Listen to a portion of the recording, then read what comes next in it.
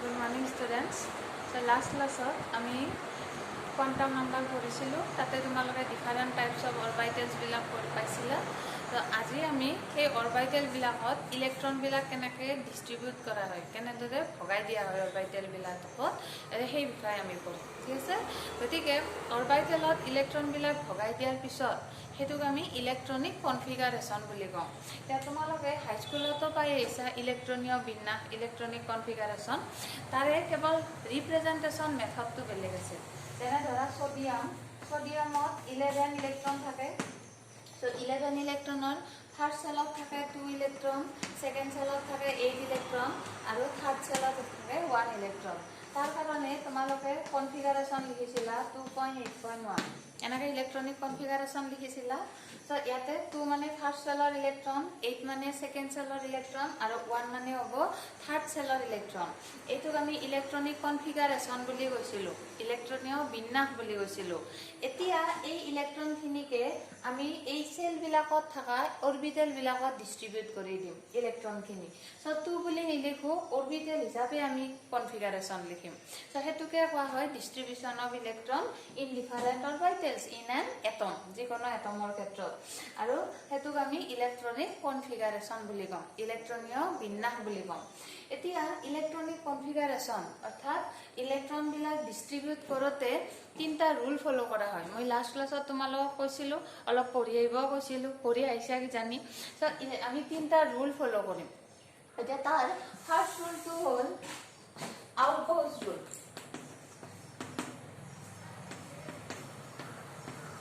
Outgauss principle or rule ঠিক আছে এতিয়া Outgauss rule টো তুমি ইলেক্ট্ৰন ডিস্ট্ৰিবিউট কৰোতে লোৱাৰ এনাৰ্জিৰ পৰা হায়াৰ এনাৰ্জি লেভেললৈ ইলেক্ট্ৰন বিলাক আমি ডিস্ট্ৰিবিউট কৰিব লাগে গতিকে প্ৰথমতে লোৱাৰ এনাৰ্জি অৰবিটেল ফিলআপ হ'ব তাৰ পাছত হায়াৰ এনাৰ্জি অৰবিটেল বিলাক ফিলআপ হ'ব এতিয়া তোমালোকৰ ৰুল বিলাক প্ৰিন্সিপলটো কিতাপত লিখা আছে মই শৰ্ট ফৰ্মত লিখি দিছো তাতে ধুনিয়াকৈ লিখা আছে তোমালোকে নিজে লিখি ল'ব পাৰিবা So electrons, we short form of electrons fill the orbitals in increasing order of energy. Orbital of electron bor শক্তিৰ বৰ্ধিত ক্ৰমত ভৰ্তি হয় বা পূৰ্ণ হয় increasing order of energy. Increasing order of energy. এতিয়া নেক্সট হল অৰবিটেল বিলাকৰ কোনটো অৰবিটেলৰ এনাৰ্জি কম সেইবিলাক আমি আইডেন্টিফাই কৰিব লাগিল এতিয়া তোমালোকক মই কৈছিলো সেল বিলাকৰ ক্ষেত্ৰত যিমানে নিউক্লিয়াছৰ পৰা ডিসটেন্স ইনক্ৰিজ হ'ব সিমানে এনাৰ্জি ইনক্ৰিজ হয় গতিকে ফাৰ্স্ট সেলতকে সেকেন্ড সেলৰ এনাৰ্জি বেছি সেকেন্ডতকে থাৰ্ডৰ এনাৰ্জি থাৰ্ডতকে ফৰ্থৰ এনাৰ্জি বেছি গতিকে ফাৰ্স্ট সেলত থকা অৰবিটেলৰ এনাৰ্জি সবতকে কম হ'ব তাতকে বেছি সেকেন্ড সেলৰ অৰবিটেল খিনি তাতকে বেছি হ'ব থাৰ্ড সেলৰ থকা অৰবিটেল খিনিত ঠিক আছে এতিয়া তুমি প্ৰথম ইলেক্ট্ৰন দিব লাগিব ফাৰ্স্ট সেলত সো ফাৰ্স্ট সেলৰ অৰবিটেল আছে অকল 1s আছে গতিকে আমি 1s অৰবিটেলত ইলেক্ট্ৰন দিব লাগিব সো 1s অৰবিটেলত আমি ফাৰ্স্ট ইলেক্ট্ৰন দিম 1s অৰবিটেলত গতিকে লোয়েষ্ট এনাৰ্জি অৰবিটেলটো হ'ল 1s তাৰ পাছত আহিল নেক্সট হায়াৰ এনাৰ্জি সেল হ'ল সেকেন্ড সেল এতিয়া সেকেন্ড সেলত হ'ল দুটা টাইপৰ অৰবিটেল আছে এটা হ'ল 2s আৰু এটা হ'ল 2p এটা কোনটোত এনাৰ্জি কোনটোত প্ৰথম ইলেক্ট্ৰন দিবা দুটাটো এটা সেলৰ ভিতৰতে আছে তাৰ কাৰণে কি কৰিম আমি এই দুটা অৰবিটেলৰ এনাৰ্জি অৰ্ডাৰ লিয়াম আৰু সেই অৰ্ডাৰটো লিওৱাৰ কাৰণে এই আউটগয় আৰু এটা ৰুল দিছিল এই ৰুলটো হ'ল n+l ৰুল তো ইলেক্ট্ৰন বিলাক ডিস্ট্ৰিবিউট কৰোতে আমি n+l ৰুল ফলো কৰিব লাগিব ঠিক আছে প্ৰথম কথা হ'ল এনাৰ্জি ইনক্ৰিজিং অৰ্ডাৰত ফিলআপ হ'ব আৰু সেই অৰ্ডাৰটো ডিটাৰমিন কৰোতে n+l ৰুল সূত্ৰ এই সূত্ৰটো মানি চলা হয় ঠিক আছে এতিয়া এই সূত্ৰ মতে হ'ল orbitals with lower orbital with lower n+l has lower energy যেটো অৰবিটেলৰ n+l মান কম সেই অৰবিটেলটোৰ এনাৰ্জি কম হ'ব শক্তি কম হ'ব নেক্সট আৰু এটা আছে if two orbitals যদি দুটা অৰবিটেলৰ if two orbitals have same n+l value যদি দুটা অৰবিটেলৰ n+l ৰ মান একে হয়, then orbital with তেন্তে যিটো অৰবিটেলৰ এনৰ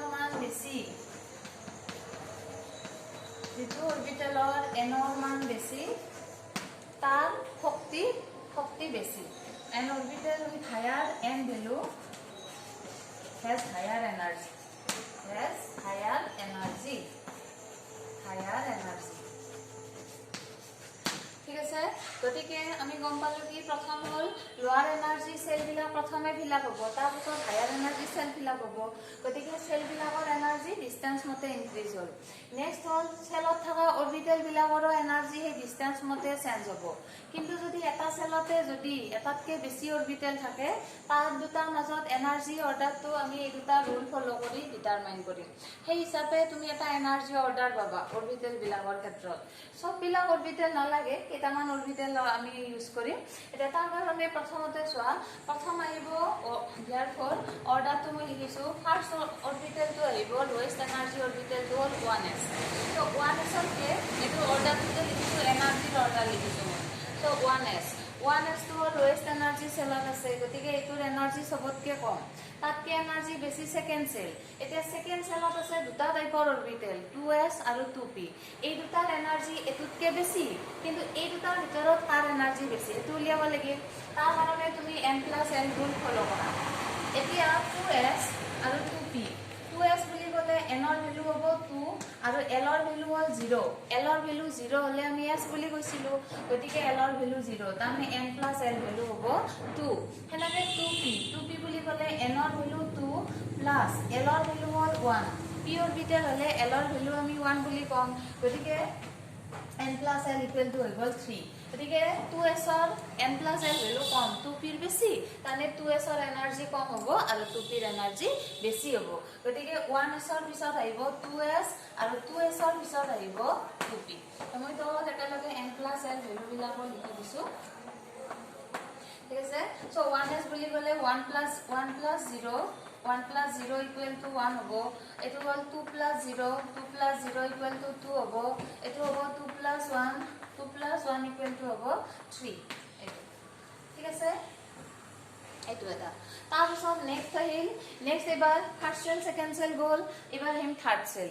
থাৰ্ড সেলত আকৌ তিনটা অৰবিটেল আছে, 3s 3p আৰু 3d। এতিয়া তুমি যদি ইলেক্ট্ৰন থাৰ্ড সেলত দিব লাগে, যেনে সোডিয়ামৰ ক্ষেত্ৰত মই হল কলো সোডিয়ামৰ লাষ্ট ইলেক্ট্ৰনটো থাৰ্ড সেলত আছে, তেতিয়া ইলেক্ট্ৰনটো অৰবিটেল হিচাপে যদি দিয়া, তেতিয়া 3s ত দিবা নে 3p দিবা নে 3d দিবা, এইটো লাগিল। তাৰ কাৰণে আমি এনাৰ্জি অৰ্ডাৰ মতে দিম। প্ৰথম লোৱাৰ এনাৰ্জি ফিল আপ হ'ব, তাৰ পাছতে higher energy orbital feel up হ'ব। গতিকে ইয়াতো আমি এনাৰ্জিৰ অৰ্ডাৰ উলিয়াব লাগিল। এতিয়া প্ৰথম হ'ল ফাৰ্স্ট সেকেন্ড সেলতকে থাৰ্ড সেলৰ এনাৰ্জি বেছি। এতিয়া 3s 3p আৰু 3d ৰ ক্ষেত্ৰত উলিয়াম। তো 3s বুলি ক'লে এটো হ'ল 3s 3p আৰু 3d। এতিয়া 3s n ৰ ভ্যালু হ'ল 3 আৰু l ৰ ভ্যালু হ'ল 0। s মানে l ৰ ভ্যালু 0 হ'ব। So 3 + 0 equal to 3। হেনেকে 3p n ৰ ভ্যালু 3, l ৰ ভ্যালু হ'ব 1, তেতিয়াহলে 4 হৈ গ'ল। আৰু ঠিক তেনেকৈ 3d n ৰ ভ্যালু 3, l ৰ ভ্যালু 2, গতিকে 3 + 2 ইকুৱেল টু হৈ যাব 5। এতিয়া তুমি এৰেঞ্জ কৰা, গতিকে লোৱেষ্ট ভ্যালু পালা 3s ৰ, গতিকে 3s ৰ এনাৰ্জি সবতকে কম হ'ব, তাতকে বেছি হ'ব 3p ৰ এনাৰ্জি আৰু তাতকে বেছি হ'ব 3d ৰ এনাৰ্জি। এতিয়া আমি n+l একেলগে লিখি যাম ইয়াতে। So 3 + 0 equal to 3, 3 + 1 equal to 4 আৰু 3 + 2 ইকুৱেল টু হ'ল 5। সো এখিনি হৈ গ'ল। এতিয়া চোৱা, তুমি ইয়াতে এটা বস্তু আকৌ চোৱা, ইয়াতে 2p আৰু 3s এই দুটা অৰবিটেলৰ n+l ভ্যালু একে পাইছা, হয় না? গতিকে n+l ভ্যালু সমান হলে এনাৰ্জি সমান হ'ব নেকি? নহয়, কাৰণ এটো হ'ল 2s আৰু এটো হ'ল 3s। এটো সেকেন্ড সেলৰ অৰবিটেল আৰু এটো হ'ল থাৰ্ড সেলৰ অৰবিটেল। যদি দুটা বেলেগ বেলেগ অৰবিটেলৰ n+l ভ্যালু একে হয়, তেতিয়া হলে যেটো অৰবিটেলৰ n ৰ ভ্যালু বেছি, তাৰ এনাৰ্জি বেছি হ'ব। একে হ'ব নোৱাৰে এনাৰ্জি, কাৰণ দুটা ডিফাৰেন্ট টাইপৰ অৰবিটেল। 2s মানে সেকেন্ড সেলত আছে আৰু 2p মানে সেকেন্ড সেলত আছে আৰু 3s মানে আছে থাৰ্ড সেলত গতিকে ফাৰ্স্ট হল n+l ভ্যালু আৰু যদি n+l ভ্যালু দুটা বেলেগ বেলেগ অৰবিটেলৰ একে পোৱা তেতিয়ালে যাৰ n ৰ ভ্যালু বেছি হ'ব সেই অৰবিটেলটোৰ এনাৰ্জি ভ্যালু বেছি হ'ব কাৰণ এটো হায়াৰ এনাৰ্জি সেলত অৰবিটেল ঠিক আছে গতিকে 3s ৰ এনাৰ্জি বেছি হ'ব 2p ৰ এনাৰ্জি কম হ'ব এই কাৰণে মই এইটো অৰ্ডাৰত লিখিছো এইটো 3s ৰ এনাৰ্জি বেছি তাৰ পাছত আহা এবাৰ fourth cell এটা fourth cell all 4s 4p 4d 4f এটা আছে এটা আমি এই কিটা অৰবিটালৰ দৰকাৰ নাই আমি যিমানটা এলিমেন্ট এটম যিমান আমি কনফিগাৰেচন লিখিম তোমালোকৰ ইখিনি লৈকে ইউজ হ'ব বাকি বিলাক অৰবিটেল ইউজ নহয় এই কাৰণে গোটে বিলাক অৰবিটেলৰ অৰ্ডাৰ মনত ৰাখিব নালাগে অকল ইখিনি লৈকে মনত ৰাখিবা এটা 4s বুলি কোৱাৰ লগে লগে 4 হল n ৰ ভ্যালু আৰু s মানে l ৰ ভ্যালু 0 মানে 4 + 0 = হৈ গল 4 n+l ভ্যালু 4 হল এতিয়া মই ইয়াতে যেহেতু 4th সেলৰ অৰবিটেল ইয়াতে লিখিছো দিয়াচোন 4s বুলি লিখিলো এনাৰ্জি বেছি 4th সেলৰ এতিয়া ইয়াৰ কাৰণে n+l ভ্যালু 4 + 0 = 4 পাইছা এতিয়া চোৱা এনাৰ্জি অৰবিটেল বিলাকৰ এনাৰ্জি অৰ্ডাৰ উলিয়াওতে আমি n+l ৰুল ফলো কৰিব লাগে সেলটো চাব নালাগে প্ৰথম হল অৰবিটেলৰ আমি এনাৰ্জি অৰ্ডাৰ উলিয়াইছো অৰবিটেলৰ এনাৰ্জি অৰ্ডাৰ উলিয়াওতে আউবয় কৈছিল কি প্ৰথম কৈছিল লোৱাৰ এনাৰ্জি অৰবিটেল বিলাক প্ৰথমে ফিল আপ হ'ব আৰু তাৰ পিছত higher energy orbital feel up হ'ব নেক্সট হল অৰবিটেল বিলাকৰ এনাৰ্জি উলিয়াওতে সেলটো অকল চোৱা নাছিল সেল মানে n ৰ ভ্যালু হয় না আৰু l মানে হল সাবসেল সাবসেল দুটা সময় আছে নহয় গতিকে অকল সেলটো চাব নোৱাৰা সেই কাৰণে এনাৰ্জি অৰ্ডাৰ উলিয়াওতে n+l এই ৰুলটো ফলো কৰা হৈছিল n+l মানে যাৰ n+l ভ্যালু বেছি হেতু অৰবিটেলৰ এনাৰ্জি বেছি হ'ব লাগিলে সেই অৰবিটেলটো লোৱাৰ এনাৰ্জি সেলতে নাথাকক কিয় এতিয়া সেই বস্তুটো ইয়াতে এপ্লাই হৈছে চোৱা এটো 3d অৰবিটেল আৰু এটো 4s 3d ৰ কাৰণে n+l ভ্যালু 5 পাইছা কিন্তু 4s ৰ কাৰণে n+l ভ্যালু তুমি 4 পাইছা হেনা গতিকে আমাৰ n+l ভ্যালু ইয়াতে কম পাইছো আমি তো ইয়াৰ এনাৰ্জি কম হ'ব ইয়াৰ এনাৰ্জি বেছি হ'ব বুজি পাইছা না যাৰ n+l ভ্যালু কম হেতু হায়াৰ এনাৰ্জি সেলত থাকিলেও তাৰ এনাৰ্জি সেই অৰবিটেলটোৰ এনাৰ্জি কম হ'ব গতিকে আমাৰ এই অৰ্ডাৰটো লিখতে এই 3d অৰবিটেলটো যদিও থাৰ্ড সেলৰ অৰবিটেল কিন্তু এই অৰবিটেলটোৰ এনাৰ্জি 4s তকৈ বেছি ফোৰ্থ সেলৰ 4s তকৈ বেছি বাকি কেইটা এটো হল 4s 4 + 0 = 4 আৰু এটো হ'ব 3 + n l ৰ ভ্যালু 2 হলে d বুলি কম আমি সো 3 + 2 = 5 n+l ভ্যালু কেইটা এখানে মই লিখি দিছো তোমালোকে বুজি পাওতে সহজ হ'ব সো ইয়াতে আমি 3s 3p 3d লিখিলো লিখি এতিয়া নেক্সট সেলৰ 4s টো অকল লিখিম 4s টো এতিয়া তুমি হাইয়েস্ট এনাৰ্জি অৰবিটেলত লিখিব নোৱাৰা এই 3d তে ইয়াৰ এনাৰ্জি কম কিয় কম কাৰণ 4s ৰ n+l ভ্যালু 3d কে কম বুজি পাইছা আৰু এটা বস্তু চোৱা 3p আৰু 4s এই দুটা অৰবিটেলৰ n+l ভ্যালু একে পালো আমি কিন্তু ইয়াৰ দুটাৰ এনাৰ্জিটো সমান হ'ব নোৱাৰে তেতিয়া তুমি n ৰ ভ্যালু চাবা যেটো অৰবিটেলৰ হায়াৰ এনাৰ্জি সেলত আছে হেতুৰ এনাৰ্জি বেছি হ'ব আৰু যেটো লোৱাৰ এনাৰ্জি সেলত আছে হেতুৰ এনাৰ্জি কম হ'ব গতিকে n+l মানে দুটা ৰুল আহি গ'ল প্ৰথম n+l ভ্যালু বেছি মানে সেই অৰবিটেলটোৰ সদায় এনাৰ্জি বেছি আৰু যদি n+l একে পোৱা তেতিয়া হলে যাৰ n ৰ ভ্যালু বেছি সেই অৰবিটেলটোৰ এনাৰ্জি বেছি হ'ব ঠিক আছে গতিকে আউবাৱে প্ৰথম ৰুলটো হল আউবাউজ ৰুল So Aubau's rule মতে হল electrons fill in orbitals in increasing order of energy এতিয়া এই ইলেক্ট্ৰন বিলাক আমি ফিল আপ কৰোতে তোমালোকৰ কিতাপত এটা ওয়াৰ্ড আছে গ্ৰাউন্ড স্টেট গতিকে গ্ৰাউন্ড স্টেটত আমি ইলেক্ট্ৰন বিলাক ফিল আপ কৰোতে এই ৰুলটো ফলো কৰা হয় গ্ৰাউন্ড স্টেট মানে হল lowest energy state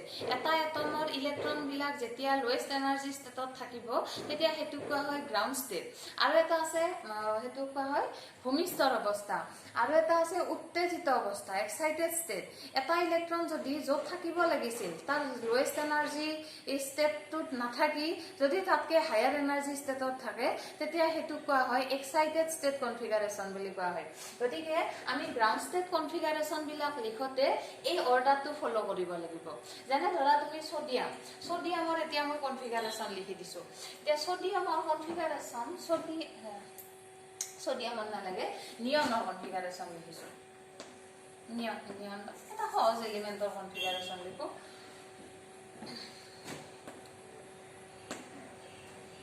beryllium বেৰিলিয়ামৰ electronic configuration লিখো সো বেৰিলিয়ামত ইলেক্ট্ৰন থাকে 4 ইলেক্ট্ৰন ঠিক আছে hydrogen helium lithium beryllium 4 electron থাকে এতিয়া তোমালোকে আগতে লিখিছিলা 2.2 এনেকা লিখিছিলা কনফিগাৰেশ্যন এতিয়া তুমি লিখিব লাগিব অৰবিটেল হিচাপে লিখতে ফাৰ্স্ট অৰবিটেল হল 1s 1s ত প্ৰথম ইলেক্ট্ৰন দিব লাগিব এতিয়া s অৰবিটেলত ম্যাক্সিমাম ইলেক্ট্ৰন থাকিব 2 এতিয়া 2 কিয় থাকে 3 কিয় নাথাকিল এটো নেক্সট ৰুলটোত কৰিম মানে মই এই প্ৰিন্সিপলটো বুজি পোৱাৰ কাৰণে তোমালোকক এটা এক্সাম্পল দিছো সো 1s ফিল আপ হৈ গল 2 ইলেক্ট্ৰনতকে বেছি দিব নোৱাৰা s অৰবিটেলত তাৰ পিছত ইলেক্ট্ৰন দিব লাগিব নেক্সট 2s ত দিম 2 হৈ গল নেক্সট আকৌ 2 ইলেক্ট্ৰন আছে 4 ইলেক্ট্ৰনত 2 দিলো আৰু 2 ইলেক্ট্ৰন আছে নেক্সট ইলেক্ট্ৰন দিব লাগিব 2s ত 2s ত তুমি নেক্সট আকৌ 2 ইলেক্ট্ৰন দিব পাৰিবা 2 কে বেছি দিব নোৱাৰা 2 এ দিব লাগিব সো 2 দিলা 2 কে কম দিব পাৰিবা কিন্তু বেছি দিব নোৱাৰা সো এটো হল কনফিগাৰেশ্যন বেৰিলিয়ামৰ এই যে 2.2 বুলি লিখিছা এতিয়া লিখিব লাগিব 1s2 2s2 বুলি লিখিব লাগিব আৰু এটো কোৱা হয় গ্ৰাউন্ড ষ্টেট কনফিগাৰেশ্যন বুলি কম এই কনফিগাৰেশ্যনটোৰ নাম হল গ্ৰাউন্ড ষ্টেট কনফিগাৰেশ্যন মানে ইলেক্ট্ৰন খিনি একেবাৰে লোৱেষ্ট এনাৰ্জি ষ্টেটত আছে যেনে তোমাৰ প্ৰথম হল 1s ত আছে 1s ফিল আপ হৈ গল তাৰ পিছত নেক্সট লোৱাৰ এনাৰ্জি ষ্টেটটো হল 2s সো এই লোৱাৰ এনাৰ্জি ষ্টেট ফিল আপ হৈ আছে কাৰণে এটো কোৱা হয় গ্ৰাউন্ড ষ্টেট বুলি কোৱা হয় কিন্তু যদি তাৰে এটা ইলেক্ট্ৰন যদি লোৱাৰ এনাৰ্জি ষ্টেটৰ পৰা হায়াৰ এনাৰ্জি ষ্টেটত লৈ যোৱা তেতিয়া হলে হেতু কোৱা হ'ব এক্সাইটেড ষ্টেট যেনে তোমাৰ ধৰা এই কনফিগাৰেশ্যনটোকে আমি 1s2 বুলি লিখিলো 1s2 নেক্সট হল আৰু 2 ইলেক্ট্ৰন দিব লাগিল 2 ইলেক্ট্ৰনৰ 1 ইলেক্ট্ৰন 2s ত দিছো 2s ত 1 ইলেক্ট্ৰন দিছো 1 ইলেক্ট্ৰন দি তাৰে নেক্সট 1 ইলেক্ট্ৰন 2p দিছো 2p1 তেতিয়া হলে s ত তোমাৰ 1 ইলেক্ট্ৰন ম্যাক্সিমাম তো 2 ইলেক্ট্ৰন থাকে বুলি কৈছো ইয়াতে 2 ইলেক্ট্ৰন নোহোৱাকে নেক্সট তুমি ইলেক্ট্ৰন দিব নোৱাৰা নেক্সট অৰবিটেলত যদি দিয়া তেতিয়া হলে এইটো কম আমি এক্সাইটেড ষ্টেট কনফিগাৰেশ্যন বুলি কম তাৰ মানে ইলেক্ট্ৰনটো এই যে লাষ্ট ইলেক্ট্ৰন এই ইলেক্ট্ৰনটো থাকিব লাগিছিল এই 2s ত থাকিব লাগিছিল তাৰ লোৱেষ্ট এনাৰ্জি ষ্টেটটো হল 2s কিন্তু ইলেক্ট্ৰনটো 2s ত নাথাকি হায়াৰ এনাৰ্জি ষ্টেট 2p ত গুচি গল গতিকে এক্সাইটেড ষ্টেটত লোৱাৰ এনাৰ্জি ষ্টেটৰ পৰা এই হায়াৰ এনাৰ্জি ষ্টেটত গুচি গৈছে সো হেতু কোৱা হ'ব এক্সাইটেড ষ্টেট সো এক্সাইটেড ষ্টেটত ৰাখি যদি কনফিগাৰেশ্যনটো লিখা তেতিয়া এটু কম আমি এক্সাইটেড ষ্টেট কনফিগাৰেশ্যন বুলি কম গতিকে আউটবাউছ প্ৰিন্সিপলটো আমি আউটবাউছ প্ৰিন্সিপল মতে ইলেক্ট্ৰনিক কনফিগাৰেশ্যন লিখতে এলিমেন্ট বিলাক গ্ৰাউন্ড ষ্টেটত থকা বুলি ধৰি লৈ আমি ইলেক্ট্ৰন ডিস্ট্ৰিবিউট কৰিব লাগিব অৰবিটেলত এক্সাইটেড ষ্টেটত লব নোৱাৰা প্ৰথম গ্ৰাউন্ড ষ্টেট তাৰ পিছতে এক্সাইটেড ষ্টেট যদি লাগে তোমাক এক্সাইটেড ষ্টেটত নিব পাৰা ঠিক আছে গতিকে এটু হৈ গল আউটবাউছ প্ৰিন্সিপল তাৰ পাছত নেক্সট প্ৰিন্সিপলটো হল Pauli's principle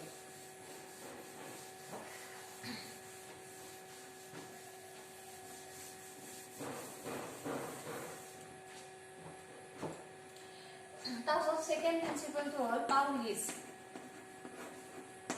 Pauli's principle. Pauli's principle.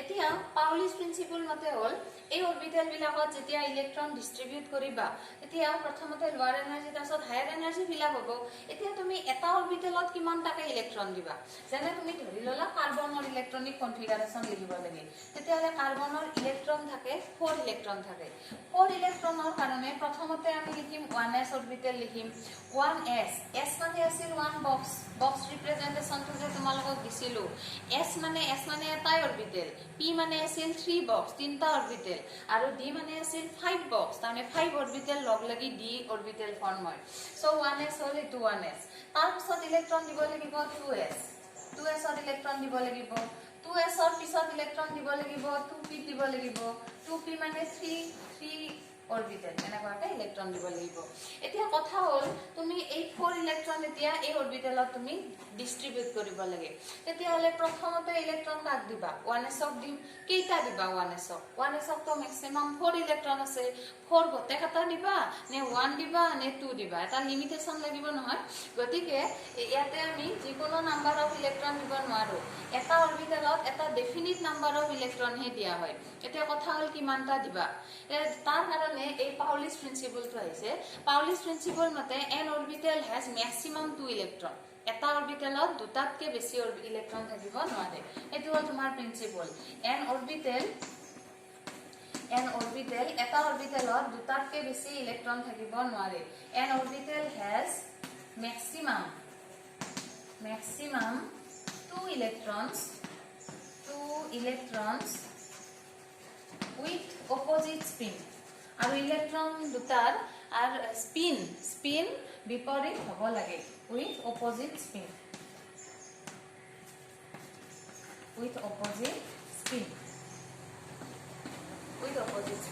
এইটো হল এটা স্টেটমেন্ট. 2 নম্বৰ স্টেটমেন্টটো হল the electrons এটা অৰবিটেলত থকা ইলেক্ট্ৰনৰ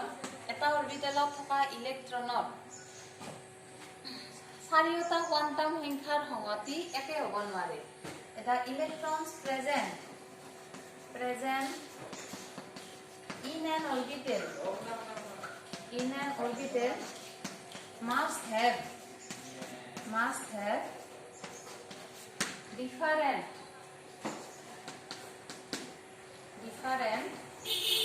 set of